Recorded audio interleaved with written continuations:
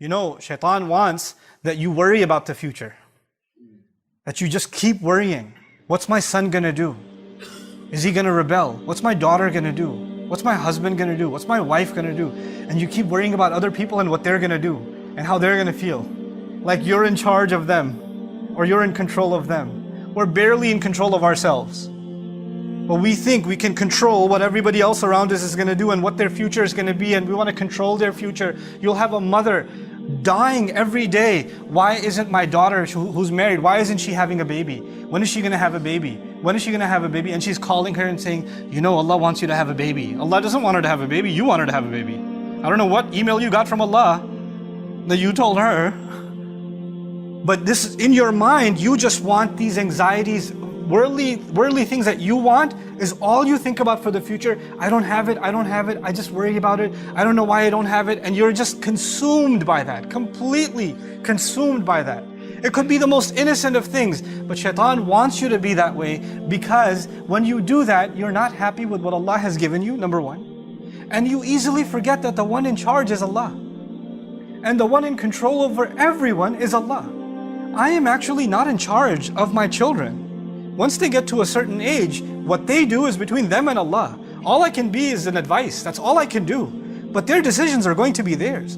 If our Messenger ﷺ can turn to his daughter and say, Ya Fatima bint Muhammad, ittaqillah fa inni la amliku laki min Allahi shay'a. Fatima, daughter of Muhammad, be mindful of God yourself, because I won't have any control when it comes to standing in front of Allah. I won't be able to help you. That's what he tells his own daughter. So how do you and I think we have control over others, even within our family? He wants us to think we're in charge, and and that's actually something only Allah has the right to. But He consumes our minds with it. And of course, when you try to control people, it backfires. It never works. You can never control people. You can't control people. And when you can't control people, you get even more anxious, and you get negative constantly. And when you become negative constantly, it's impossible for you to be grateful. Look at how the ayah is going to end. وَلَا تَجِدُ أَكْثَرَهُمْ شَاكِرِينَ. You're not going to find most of them grateful, because they're going to be negative all the time. They're going to be anxious about the future all the time. What's going to happen to my job? What's going to happen with my money? Where's this going to come from? Where's that going to come from? What's going to happen to the health? What's going to happen to the kids? What's going to happen to this or that or the other? What if they find out? What if this happens? What if this one says this? What if that one does that? And you're just so overwhelmed by these petty things that you forget that Allah controls the future. That Allah owns it, not you, not me. And the fact that we had even a good, peaceful day, one moment, was not because we earned it or we planned it or we controlled it. It's Allah who gives relief. Every single day, that's Allah who gives relief.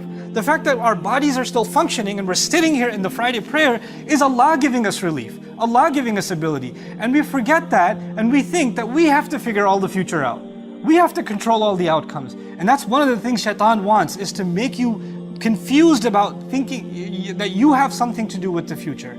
One of the greatest tricks of the shaitan is to make you pessimistic about the future. Nothing's going to work out, it's all going to be bad, nothing ever worked anyway, it's always going to fail. You become so negative that not only are you negative about your own self, your negativity becomes infectious. Even people around you. Somebody's happy about something, somebody graduated, you're like, yeah, but you're not really going to get a job.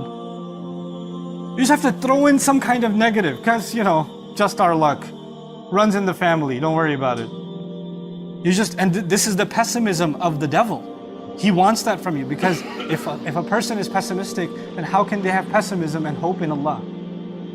How can they have pessimism and reliance in Allah? Then with what heart are they making dua to Allah? If they've already accepted defeat inside, then nothing's going to work out. Then they have no expectation from Allah. Then they're the most essential relationship we have with Allah, which is that of asking Him, having hope in Him. You cut that off. You're hopeless. And what is shaitan by definition? He's hopeless. By definition, he's hopeless. And he wants you to become hopeless. These are his attacks from the front.